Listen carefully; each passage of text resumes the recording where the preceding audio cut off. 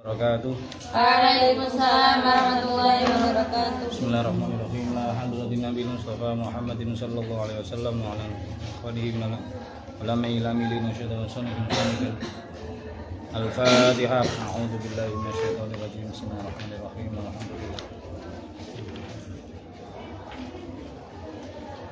Alhamdulillah. Amin. Nah, temennya buka dulu. Baca sebentar. Bismillahirrahmanirrahim. Ya qulu Abdul Wahid ibn Zundi alhamdulillahi rabbil mubadi summa salatuhu ma'a salami ala nabi wa alihi kiram ibada bima bil aini qata'allaqa imdaqa malul maiti urfan duyunun mursala wasiyatun munjazatun falwarata asbabul walam nikahu wan nasab wajihatul islami thumma qad hajar qatlun warikun waqtilafud dini wariddatun wa dauru bil yaqin. Alas, saya wis pun. Waktune wis entek. Pun. Bismillahirrahmanirrahim. Bismillah kelawan nyebut asmane Allah. Maknane nadzam dulu. Bismillah kelawan nyebut asmane Allah. Kipase ngono ta, lagi rusak ya. Kasihan kalian sumuk. Bismillah kelawan nyebut asmane Allah Rahmani zat kang maha welas asih ing dalam dunia akhirat. Bismillahirrahmanirrahim nyebut asmane Allah Rahmani zat kang welas asih ing dalem dunya akhirat. Ar-Rahimi tur zat kang welas asih. Ar-Rahimi tur zat kang welas asih ing dalem akhirat bloko. Ar-Rahimi tur zat kang welas asih ing dalem akhirat bloko. Yaqulu dawuh sapa Abdul Wahid Ibnu Zudi Syekh Abdul Wahid Ibnu Zudi yang ngarang ngaten.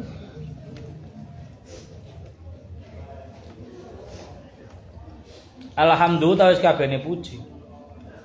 Alhamdulillah wis kabehane puji iku lil warisi keduwe zat kang mewarisi. Keduwe zat kang mewarisi. Rabbil mubdi tur dadi pangerane kang ngawiti kang gawe ya Suma salatu nuli utawi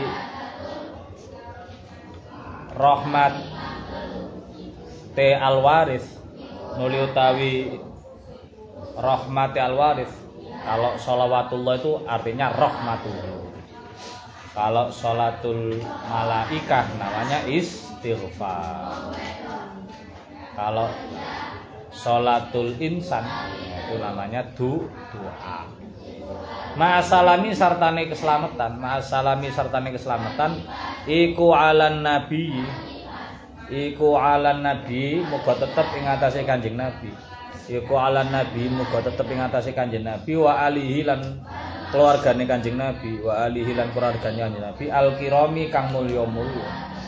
Al-kirami kang ibda ngawiti sira. Ngawitono sira, ibda ngawitono sira. Ibda ngawitono sira. Bima kelawan barang. Bima kelawan barang iki maknane loncat sik. Qad ta'allaqa bil ain. Bima kelawan barang qad ta'allaqa kang teman-teman gumantung apa mas. Qad ta'allaqa kang teman-teman gumantung apa mas bil aini kelawan kahanan. Kelawan kahanan. Kasunyatan. Indaka lamun rupek. Indaka lamun rupek apa malul maiti bondone mayit.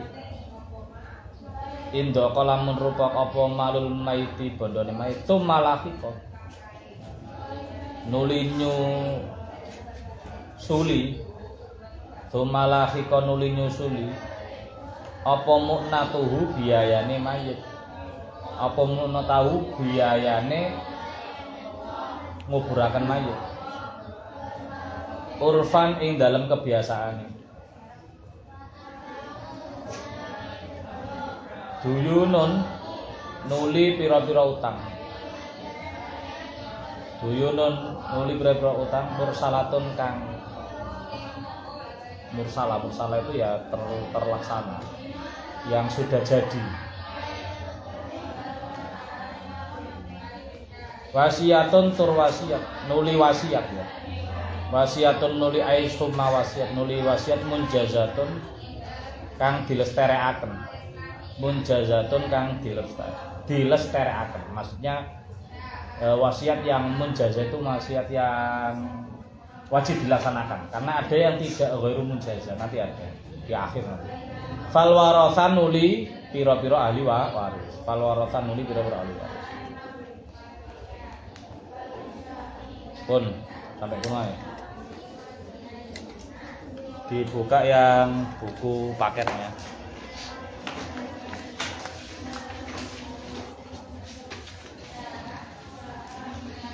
Kemarin setelah kita belajar, oh ya kemarin ada PR ya.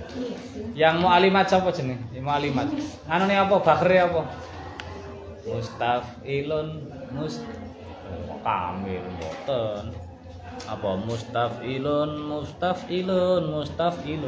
Innal mabadi kullafanin asyara. Kamu satu. Sakar apa? Roja. Bukan hajar, roja. Terus yang Alia, yang sahabat yang ahli faraj siapa? Bin Zaid bin Sabit sama Sayyidina. Ya ada ya, yang paling terkenal itu karena di hadisnya kan Nabi yang terkenal Zaid bin Sabit. Arhamu ummati Abu Bakar. Umatku yang paling kasih sayang itu Abu Bakar. Wa asyadduhum yang paling keras Umar. Terus wa asdaquhum hayaan Utsman, yang paling pemalu Sayyidina Utsman. Wa alamuhum bil halal wal haram Mu'adz bin Jabal, yang paling tahu tentang halal haram Mu'adz bin. Wa aqra'uhum, dan paling pinter qiraah siapa? Sampe lek wayahe tahfidz itu kan tawasul nang sapa ayo? Sampe lek tawasul wae tahfidz ini ya. Tawasul nang sapa sampe? Ya ke Abah, ke guru-gurunya Abah. Iya. Ada sahabat yang termasuk kita tawasul, siapa? Ubay bin Ka'ab itu. Lek suarane pengen enak siapa? Nabi Dawud alaihi salam. Wah, yo apal Quran, ahli qiraah, bahkan qiraah sab'ah. Dan suara enak. Top itu, perpaduan sempurna. Itu ya, Ubay bin Ka'ab ditawasuli Fatihai sama siapa namanya? Nabiullah Daud alaihi salam. Lek Kanjeng Nabi mesti nomor 1, tapi kan seterusnya itu ada beberapa nama yang kita sebut. Terus wa alamuhum bil faraid Zaid bin Thabit, yang paling tahu. Walikulli ummatin aminun, setiap umat itu punya orang kepercayaan. Wa aminu ummati siapa? Burine ajarah ayo. Nah, apa? Ya wis golek ilang. Kok hadise dhewe. Heeh, apa? Lho, burine nama sahabatnya itu sahabat semua ini. Jarrah, burine Jarrah ayo. Golek dhewe kabeh takoki. Pun setelah Al-Mabadi Asra ya, langsung jenengan buka Al-Furudul Muqaddarah. Al-Furudul Muqaddarah. Al-Furud ay apa? Ay al-ansibah. Beberapa bagian. Lek muqaddarah wa fi ba'dhin nusakh al-furud al-madhkurah fi kitabillah ta'ala. Artinya muqaddarah itu bagian-bagian pasti yang disebut dalam Al-Qur'an. Bagian-bagian pasti yang sudah disebut dalam Al-Qur'an. Wa ya utawi furudul muqaddarah ki 6. Iku 6. La yuzadu ora bisa ditambahi. Apa alaiha ing atase furudul muqaddarah. Wala yung kausulan ora bisa dikurangi apa minha furudul muqaddarah. Ini loh makanya saya bilang ilmu waris itu termasuk ilmu yang kurang dinamis memang. Tidak bisa dinamis karena saklek, bagiannya sudah saklek. Suami ya segini, kalau ada anak, kalau nggak ada anak segini, itu kan sudah saklek. Nah sekarang pertanyaannya, di masyarakat kita itu kadang-kadang baginya tidak berdasarkan ini. Di masyarakat Saman pernah nggak tahu atau mendengar ada orang bagi waris yang bagi warisnya sama rata? Pernah dengar nggak? Pernah dengar. Atau lah kalau di sidang artis itu ada harta apa namanya? Gono gini. Kan untuk sinetron. Ada harta gono. Harta gono gini itu bukan warisan. Harta gono gini itu harta pemisahan. Yang artinya harta gono gini itu harta yang didapat oleh salah satu suami atau istri sebelum menikah. Sebelum menikah. Artinya harta itu yang didapatkan atau dibawa sebelum menikah itu punyanya dia sendiri. Umpama sampean ya sama Gus siapa sama Gus Abed umpama sama Gus Abed dan tadi sama Gus Aam umpama ya. Oh Gus Aam rorek at mancing tok. Masa umpama sama Gus Aam. Gus Aam bawa harta sekian. Sampean bawa harta sekian. Wis digabungkan sama Gus Aam. Lah kamu itu berarti punya harta umpama 50 juta dalam bentuk perhiasan mungkin, dalam bentuk sepeda motor mungkin. Gus Am bawa rumah, bawa pondok pesantren ya. Beserta dengan fasilitas-fasilitasnya. Wes, nah itu hartanya Gus Am sendiri. Nah, ketika menikah, kalau memang nanti ada usaha bersama. Lah inilah yang menjadi harta berdua. Yang menjadi harta berdua ketika Dek, kita usaha apa ini? Ini kita buka laundry saja untuk anak-anak santri. Ya, umpama buka laundry, terus ada kafe-kafe kecil, kafe tahfidz namanya. Jadi yo ngafe, yo apalan. Iya, yo ngafe yo apalan. Wis, umpama dikelola berdua. Saling memanage keuangannya terus berkembang. Mohon maaf. Sewaktu-waktu kalau ada yang meninggal, kamu pengen Gus Yam duluan apa kamu duluan yang meninggal?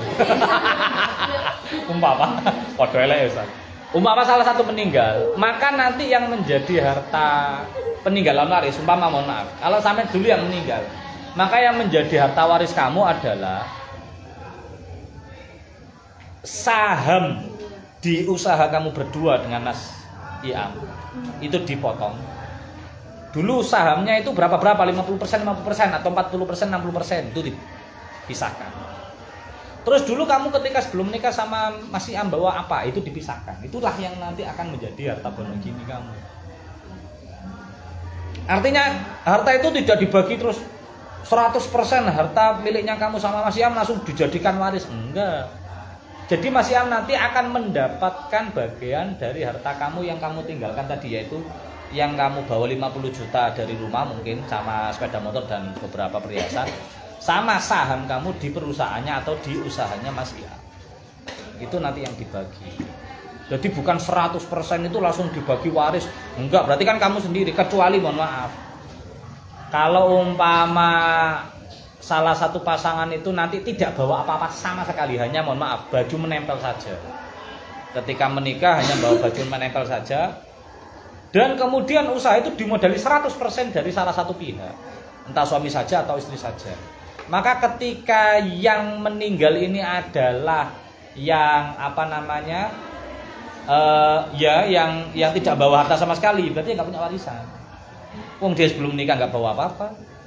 Ketika berusaha juga modalnya dari sini, mungkin kamu hanya menjabat sekitar ujro saja, bukan saham. Kalau saham kan kepemilikan.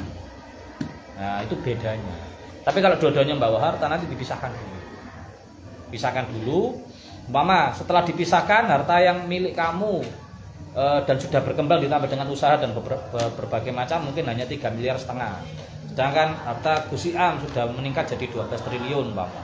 Maka yang menjadi warisan adalah yang ini 3,5. 3,5 miliar ini nanti akan dibagi ke siapa? sekian persen untuk suami Gusti A, sekian persen untuk anak-anak kamu, sekian persen untuk orang tua kamu. Itu caranya. Jadi enggak kumpulan blok langsung dibagi, enggak. Itu ya. Terus kemudian pertanyaan lagi yang tadi. Kalau di beberapa kasus itu dibagi rata. Dibagi. Padahal di sini kan ada furudul muqaddarah kan. Yang ada bagian bahkan pastinya nanti setengah, sepertiga dan sebagainya. Tapi ada keluarga itu yang udah bagi rata aja. Peninggalan orang tua kita kalau dikonversi rupiah berapa? Ya 80 juta. Kita bersaudara ada berapa? Berserta dengan ibu, berserta dengan istrinya ayah yang meninggal. Ada berapa? Ya ada 8 orang. Kita bagi rata, oke 10 juta, 10 juta, 10 juta. Seperti itu boleh nggak? Seperti itu boleh nggak? Nah, lebih baik mana bagi 10 juta, 10 juta, 10 juta sama baginya berdasarkan Al-Quran dan Al-Hadis? Berdasarkan keridoan itu yang lebih bagus malah. Wa antuslihu khairul lakum. Justru yang islah, yang damai itu yang lebih baik. Artinya apa? Semuanya ridho. Saya dapat berapa? Waris ini Mbak, kenapa kok disyariatkan? Karena untuk memotong perselisihan dalam keluarga. Mohon maaf ya, saya belum pernah cerita ya. Mungkin karena di kelas baru. Kalau yang lama insya Allah pernah dengar. Dulu itu ada 3 orang bersaudara. 3 orang bersaudara ngeramut seorang ayah. Ya, jadi anak pertama, anak kedua, anak ketiga ngeramut ayah. Ayahnya kesakitan, sudah tinggal ibu, ngeramut ayah sakit sakitan. Kemudian kakak ini merawat ini merasa kecapean, merasa kepayahan karena dia sudah punya istri, sudah punya keluarga lah. Terus akhirnya kakak pertama ini ngajak rembukan nama adik-adiknya. Gini aja, gimana saya ini kalau sendirian nggak kuat ngeramut ayah ini. Kalau bantuan-bantuan kamu juga kayaknya masih kurang. Gimana ini ayah ini? Enaknya kita urunan atau gimana? Kalau saya usul begini, katanya kakak ini, kayak saya usul begini, siapa yang merawat ayah, dialah yang akan mendapat warisannya. Yang tidak merawat ayah tidak mendapat warisan. Yang anak kedua setuju. Anak ketiga nggak setuju. Kenapa? Gimana kalau dibalik? Yang merawat ayah tidak dapat warisan. Yang nggak merawat ayah justru malah dapat warisan. Duh, Dik, ya siapa yang mau merawat ayah nggak dapat warisan? Saya yang mau. Anak ketiga itu. Saya aja yang ngerawat ayah, saya nggak usah bagian. Harta ayah silakan kamu bagi 2. Bener tadi? Iya. Tambah seneng sih kakaknya. Akhirnya dibagi berdua, anak pertama kedua. Si ayah ini diboyong ke rumah si anak ketiga, sudah keluarga sama, sudah nikah semuanya. Ustisnya kok kita tambah ngerawat ayah sih dan tidak dapat warisan apa-apa, tidak dapat jatah apa-apa, udah biar saya balas budi orang tua saya dengan cara merawatnya sebaik-baiknya. Akhirnya sampai setengah tahun atau beberapa waktu meninggal ayahnya. Pohon meninggal ya di makam seperti biasa. Tidak selang berapa lama si anak ini mimpi. Si anak ini mimpi, di dalam mimpi itu bilang gini. Kamu telah jadi anak yang berbakti. Sudah merawat ayahmu tanpa minta bagian dari harta ayahmu. Sekarang sebagai ganti kamu telah merawat ayahmu, ambillah harta di arah barat, di balik batu sebelah sini. Kamu gali ada harta.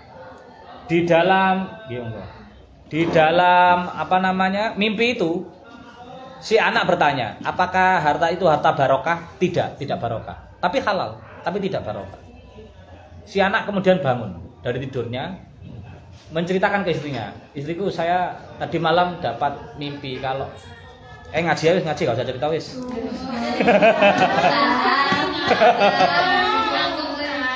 Lah ternyata dibilangi ke istrinya, saya dapat mimpi karena setelah saya berbakti pada ayah dengan merawat ayah, saya disuruh ngambil harta di daerah barat, di balik batu di daerah ini dan ini, tengernya ada tandanya ini.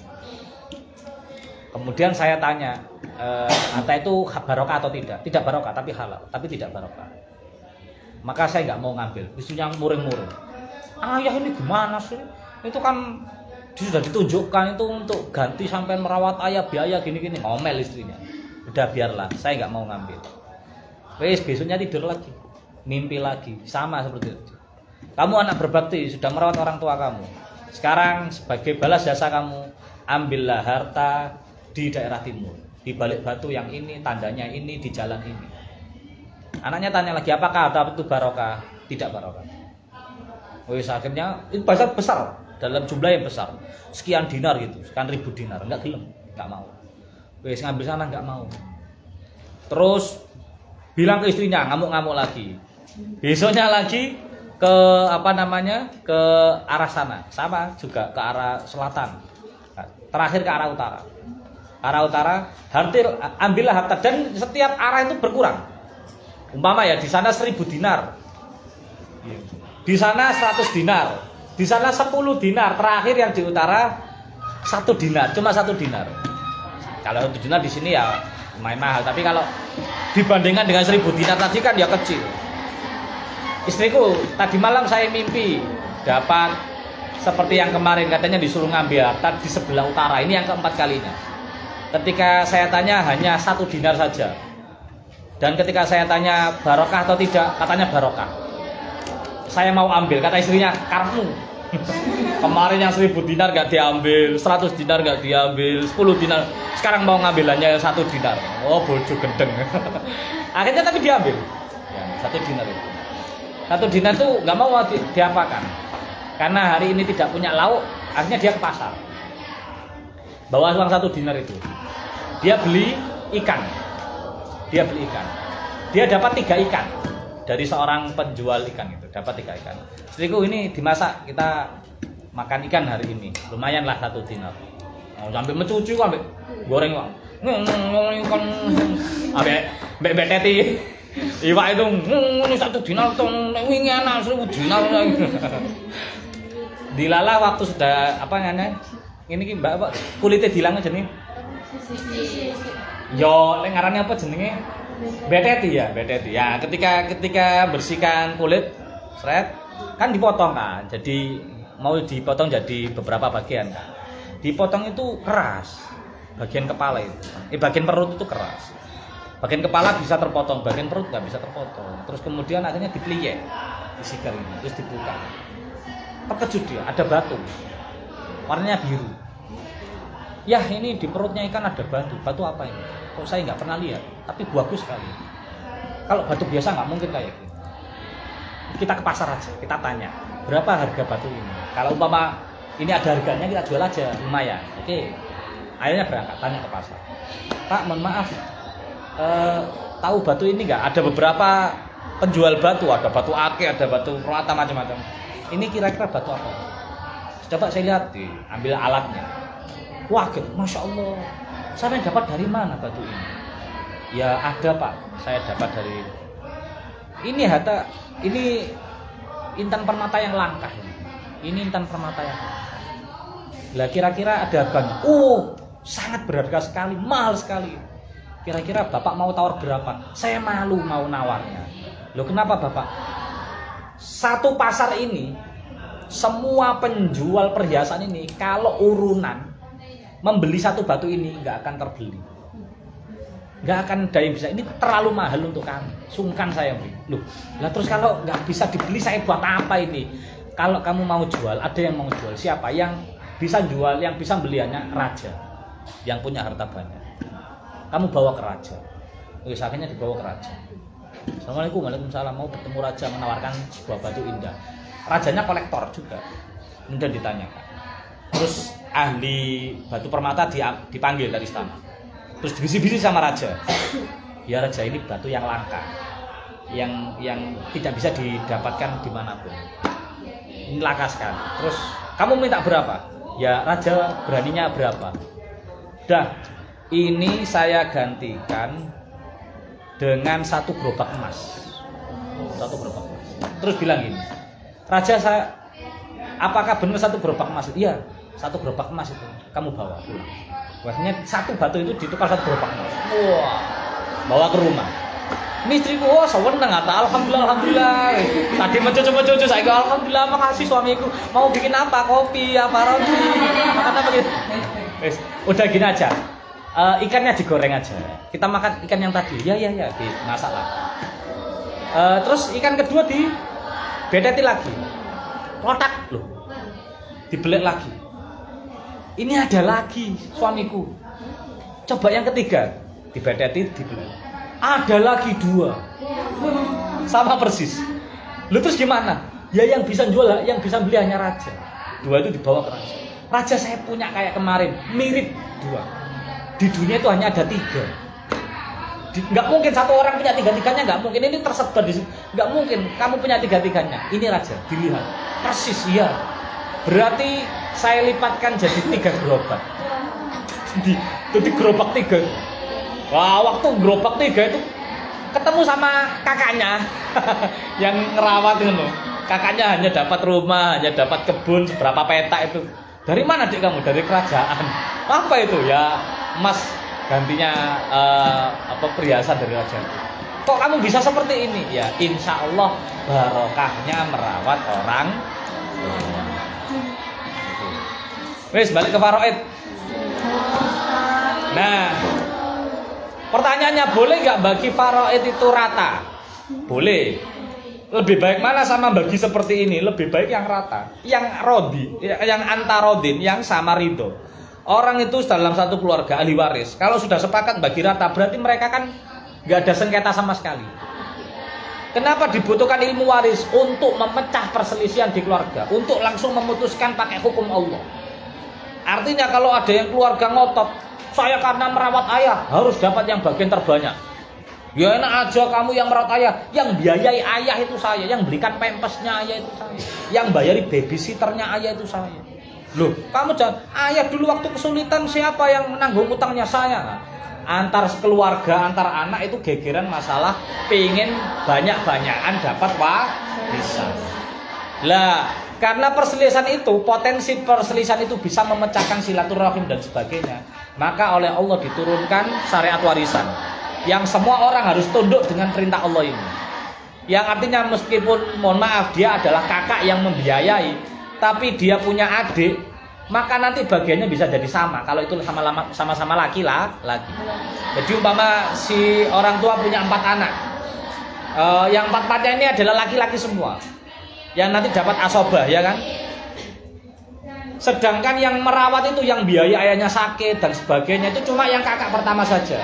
Maka yang kedua, ketiga, keempat, meskipun tidak merawat, meskipun bahkan tidak ikut menjenguk sekalipun, meskipun dikatakan orang kampung jadi anak durhaka, tetap berhak mendapat warisan.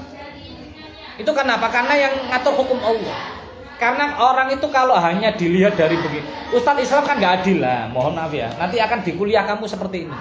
Nanti kalau kamu perdebatan di kuliah itu seperti itu. Salah satu tuduhan ketidakadilan Islam adalah bab waris.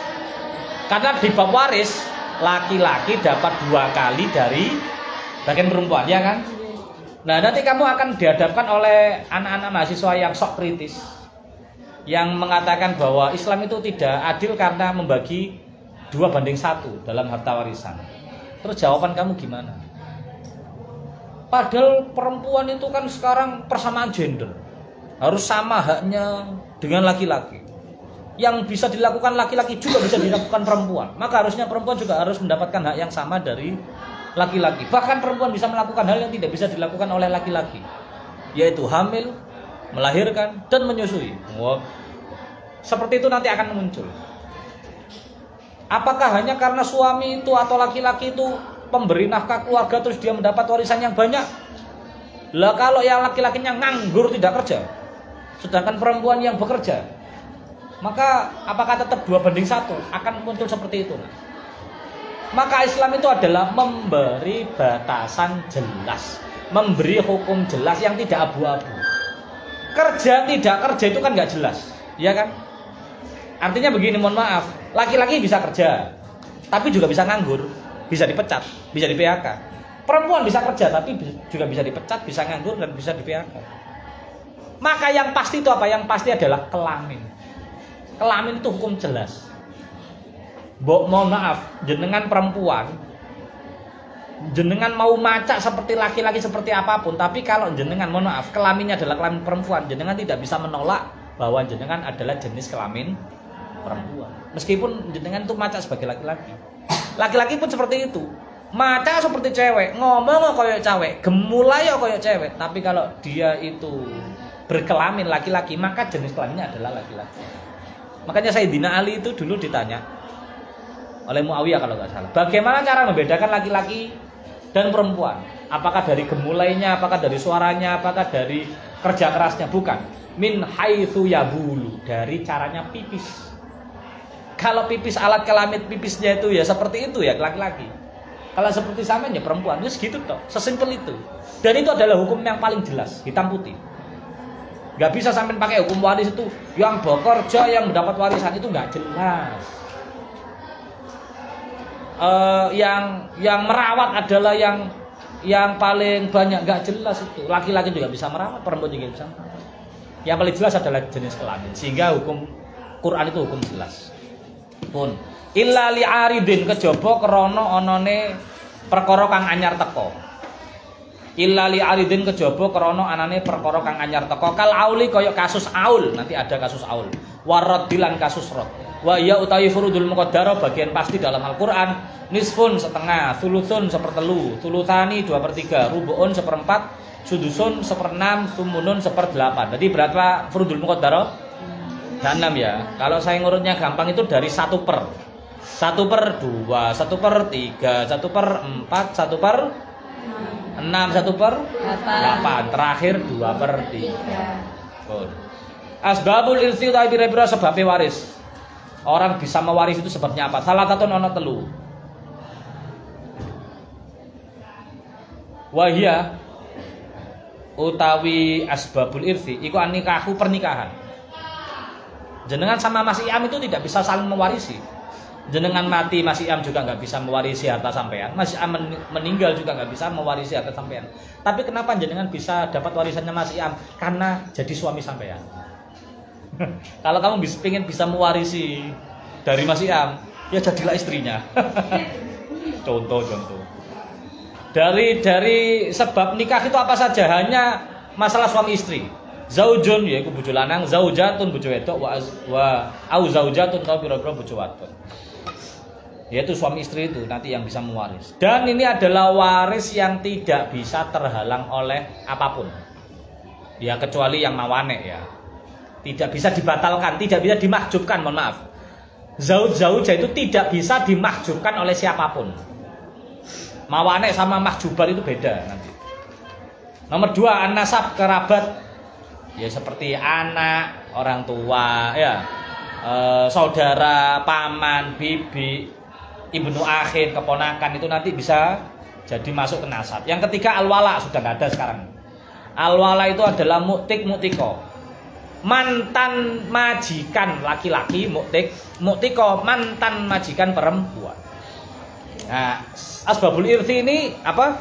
Yang berupa wala ini adalah salah satu dari syarat Islam yang memotivasi seseorang untuk mengentaskan perbudakan di dunia pada waktu itu. Karena mohon maaf, tanpa agama Islam pun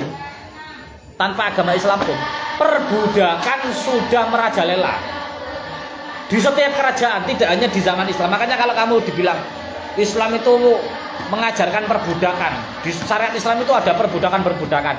Justru syariat Islam ada perbudakan itu adalah cara untuk membebaskan perbudakan. Beda sama human right-nya Amerika yang baru dideklarasikan bahwa tahun 49 kalau nggak salah ya, bahwa perbudakan adalah tidak berperi kemanusiaan dan peri keadilan. Wes kaset. Perbudakan sudah nggak ada baru ngomong. Dia nggak punya jasa memerdekakan budak. Caranya gimana? Islam punya cara. Yaitu salah satunya adalah kalau seorang majikan laki-laki atau perempuan mau memerdekakan budaknya, yang nanti budak ini akan bekerja, berkeluarga, mendapatkan harta, bekerja dan sebagainya. Lalu dia meninggal tidak punya ahli waris.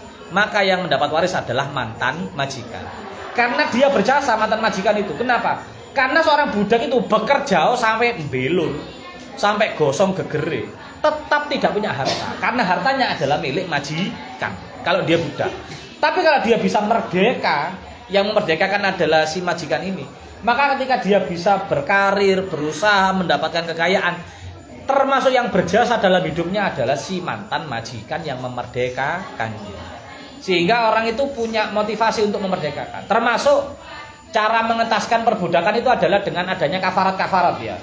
Kalau melanggar sumpah, kalau melakukan ini, salah satu hukumannya adalah itqu raqabatin mukminah, kata Al-Qur'an ya, membebaskan budak. Pun mawaniul irsi khamsatun, utawi pira-pira pencegahe warisan. Lah ini mawani itu sebab eksternal.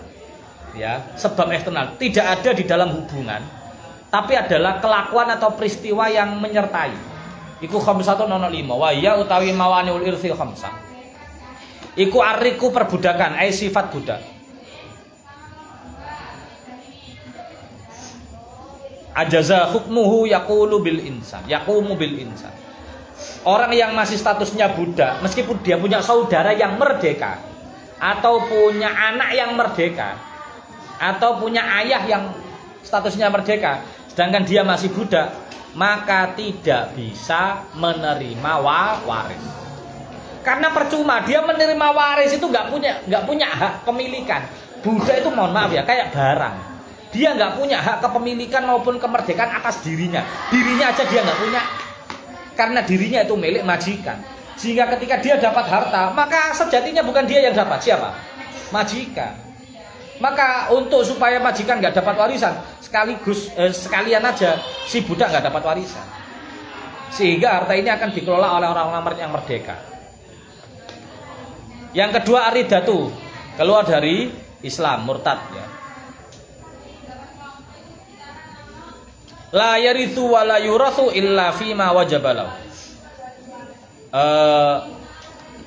La yarithu ahlul millatain kalau nggak salah ya. Dua agama itu tidak bisa saling mewarisi. Orang yang beda agama, murtad termasuk ya, ikhtilafuddin nanti, itu tidak bisa mewarisi satu sama lain. Karena orang murtad itu kan berarti sudah keluar Islam. Entah mau dia masuk Kristen ataupun Nasrani atau Yahudi ataupun agama yang lainnya, atau bahkan dia keluar dari Islam hanya keluar saja dan tidak masuk ke agama lainnya, alias apa namanya? Ateis atau agnostik. Sekarang itu Mbak, ada ateis, ada agnostik. Kalau ateis itu tidak percaya Tuhan.